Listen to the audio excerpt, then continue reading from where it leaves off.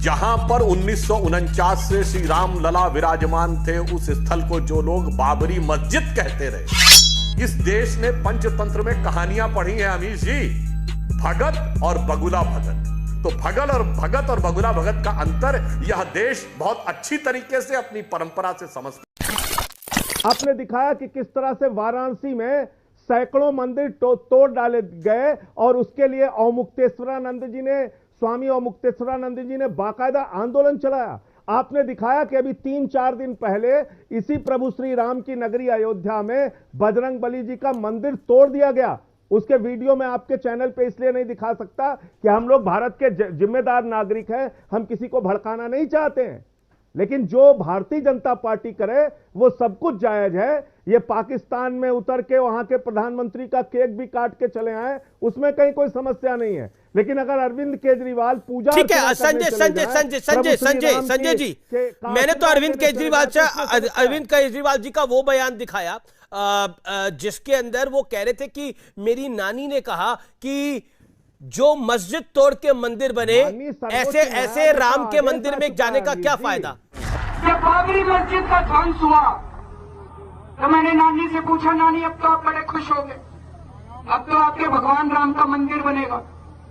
कहती है ना बेटा, मेरा राम किसी की मस्जिद तोड़ के ऐसे मंदिर में नहीं बस सकता। मैंने तो वो दिखाया, मैंने तो ये भी दिखाया कि मायावती ने क्या कहा, मैंने तो ये भी दिखाया राहुल गांधी ने क्या कहा।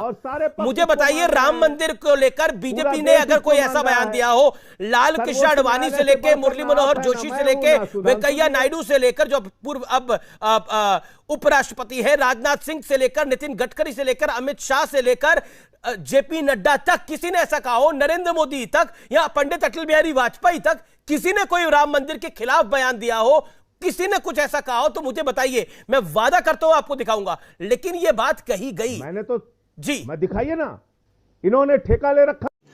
रुको जरा, सब्र करो, बोला धक्का मुक्की नहीं करने का, आराम से लेने का। देखिए, संजय सिंह जी ने जो कहा कि पूजा पाठ करने का अधिकार हर व्यक्ति को, ये मेरा इको कर रहा है, जरा इसको ठीक करवा दीजिएगा। तो इसमें किसी प्रकार की कोई आपत्ति नहीं है, इसमें कोई समस्या कैसे हो सकती। मगर आपने जो कहा कि बदले बदले मेरे सरकार नजर आते हैं, तो अमीश जी मुझे याद आता है कि ये सब जानते हैं क्यों दिख रहा है। बदले बदले मेरे सरकार नजर आते हैं चूंकि दिल्ली में बैठे हुए मोदी सरकार और लखनऊ में बैठे हुए योगी सरकार नजर आते हैं।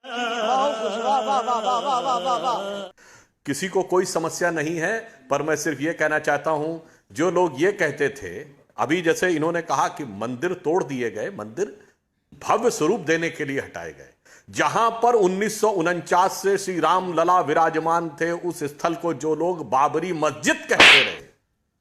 जिस पार्टी के उप मुख्यमंत्री ने कहा कि शाहीन बाग हमारे दिल में है, और वो आकर अगर आज ये कहते हैं, तो मन में जानते क्या बात उत्पन्न होती है।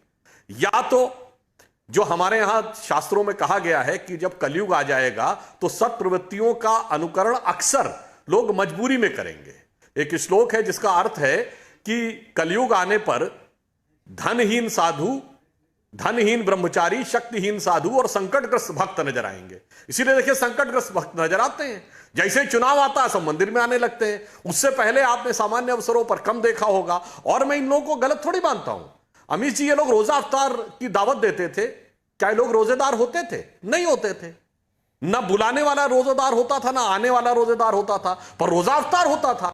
नंगा करके नहला रहा। तो बगैर रोजा किए जो रोजा अफ्तार रखते थे, वो बगैर श्रद्धा के मंदिर भी जा सकते हैं, इसमें कौन सी समस्या है। परंतु मेरा मानना यह है कि जनता इस बात को समझती है कि किसकी असंदिग्ध निष्ठा श्री राम मंदिर के प्रति थी और किन लोगों की चुनाव के अनुसार लगने वाली अपरिहार्यता है। देखिए, व्यक्तिगत रूप से संजय सिंह जी की निष्ठा हो सकती है, बिल्कुल होगी, और मेरा विश्वास है कि होगी, क्योंकि वो समझदार व्यक्ति हैं। हां, मगर राजनीतिक दृष्टि से जिन लोगों के विचार ये थे, यही वो उत्तर प्रदेश है जहां मुख्यमंत्री के रूप में मुलायम सिंह ने 1993 में कहा था कि हम बाबरी मस्जिद दोबारा बनवाएंगे। आचार्य प्रमोद कृष्णन जी बैठे हैं, पीवी नरसिम्हा राव ने बतौर प्रधानमंत्री कहा था हम बाबरी मस्जिद दोबारा बनवाएंगे।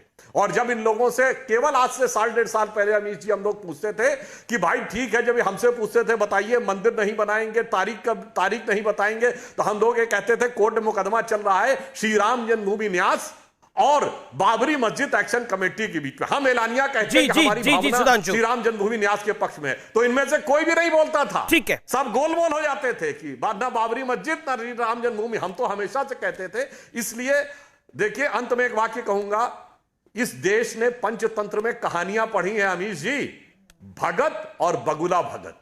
तो भगत और बगुला भगत का अंतर यह देश बहुत अच्छी तरीके से अपनी परंपरा से समझता है और समय पर उसका उचित प्रत्युत्तर भी देता है। भगत और बगुला भगत, तो भगत और बगुला भगत का अंतर यह देश बहुत अच्छी तरीके से अपनी परंपरा से समझता है और समय पर उसका उचित प्रत्युत्तर भी देता है। गजब बेइज्जती है।